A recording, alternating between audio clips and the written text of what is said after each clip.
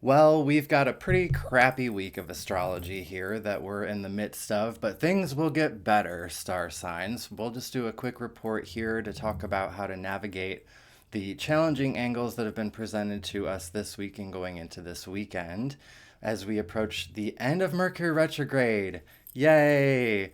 So, the last 3 weeks of the slowdown and revision process that Mercury retrograde has brought to us will be coming to an end this weekend, but the beginning and the end of the phase are typically the most intense. So, what we're talking about this week is a continuation and intensification of the Mercury retrograde style things like the slowdowns, the glitches, the changes of plans, all of that kind of stuff, on top of two pretty challenging angles here in astrology. So, we'll talk about how to navigate those. We This last week of Mercury retrograde will be done until May and June this year, where Mercury will retrograde in Gemini. So this Mercury retrograde in Aquarius is almost over. Aquarius, Leo, Scorpio, Taurus, you've all been feeling it more intensely than other signs, most likely. And we've just got to hang in there. It's not a situation ever of we just don't do anything. I mean, sometimes that's a good thing, but there's always a use of the energy. So, how can we use the end of Mercury retrograde? How can we use these challenging angles this week? That's what we'll be talking about here as we look at the calendar. To get more specific with the actual dates there. And then the other thing that we don't want to lose track of, happy birthday, Pisces. Pisces season is now underway, and we can begin to tap into some of those more emotional and creative and connected energies, getting a little more poetic and sensitive about life rather than this amazing reinventive Aquarian energy we've been talking about the last couple months with the Great Conjunction and the new moon and all of this awesome Aquarian humanitarian connected stuff. We'll be able maybe to focus in on a little more of that water energy, that intuitive energy, that love, that charity, the giving, the caring, nurturing kind of vibrations of Pisces here going into this next month. So let's take a look at this calendar and check out the angles here. We've got to talk about two strong challenging angles this week. And I say challenging just meaning that it means that the energies aren't really seeing eye to eye. Okay, so when these things happen, it's like two energies trying to do different things, seeing things in two different ways doesn't really mix. So we come up with these, we experience these sort of hurdles or roadblocks or conflict moments that show us this contrast where these energies are just in two different places. So that has been activated this entire week, but mostly Wednesday, Thursday here, and into Friday.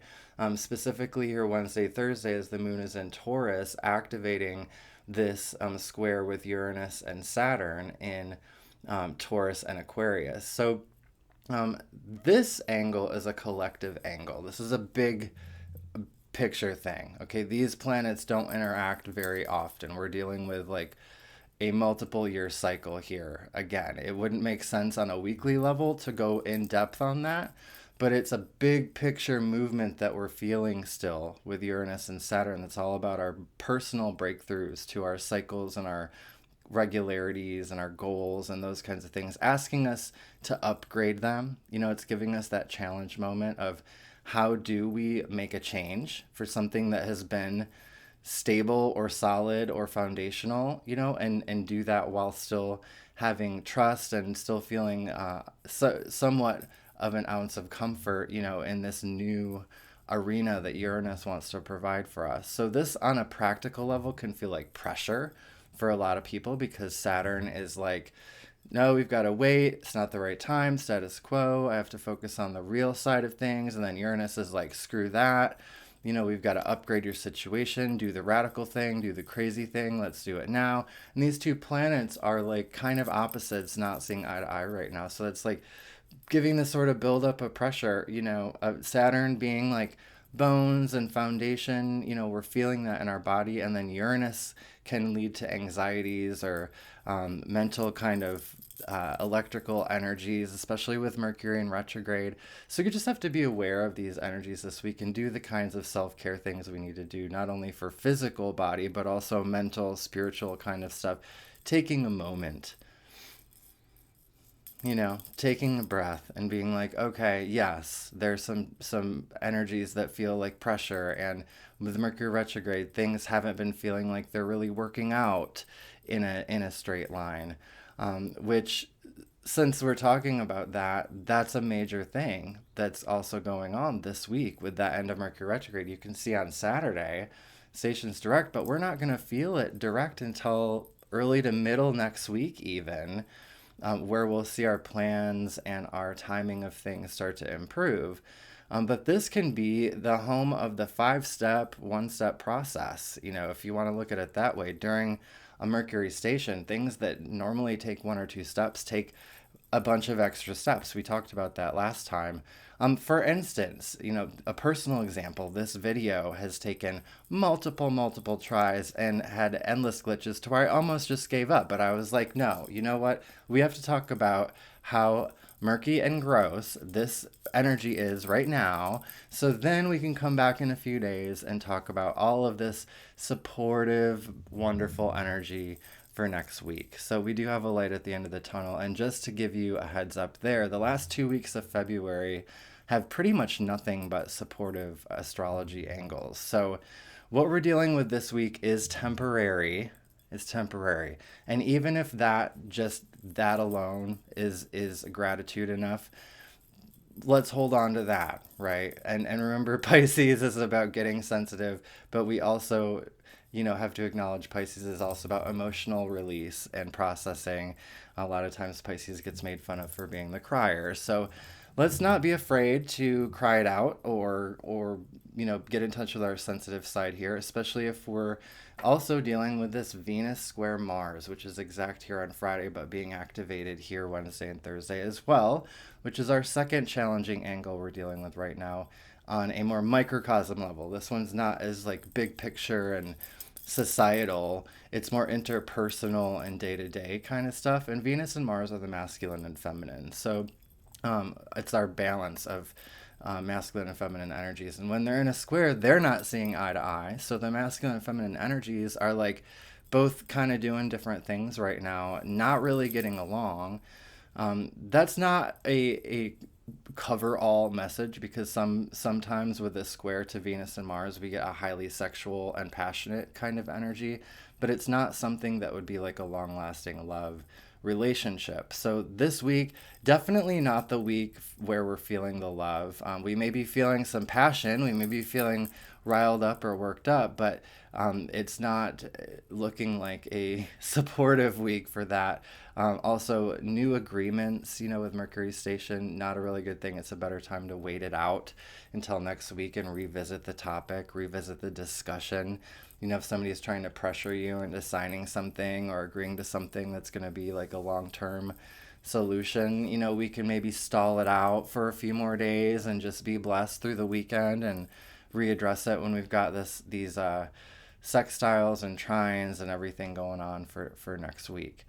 So the signs I keep talking about, Aquarius, Taurus, Scorpio, and Leo, are definitely feeling all of this energy this week the most. That includes sun sign, rising sign, even your moon sign, because these energies are all occurring at the same time. We've got 2 challenging angles happening in the 2 same signs, Taurus and Aquarius. So Taurus moons, Taurus risings, Aquarius moons, Aquarius risings, definitely feeling the challenges this week. It can feel like a sobering, kind of serious energy, like a not feeling the love kind of thing. So let's hang in there. Let's find the gratitude and the contrast of these situations too. Saturn is boundaries and healthy boundaries, and having discussions around where your white picket fences lie, and Venus square Mars can show us the contrast we need in relationships, where you could be asking yourself, are we having the same expectations in this relationship? Are we seeing eye to eye? Are we both getting what we need out of a social interaction with this kind of thing? And this can go for any kind of relationship, whether it's a friendship or a business partnership or an intimate partnership. And those who have had repeated issues come up, that go in this cyclical kind of energy, we do notice separations or times when we decide to move on or move on to a different situation or scenario or environment when we get a lineup like this too. So if things like that are going on, let's not be, holding on to something that's either run its course or showing us continuous discord, because we're going to go into these next 2 weeks with a really positive energy, and we can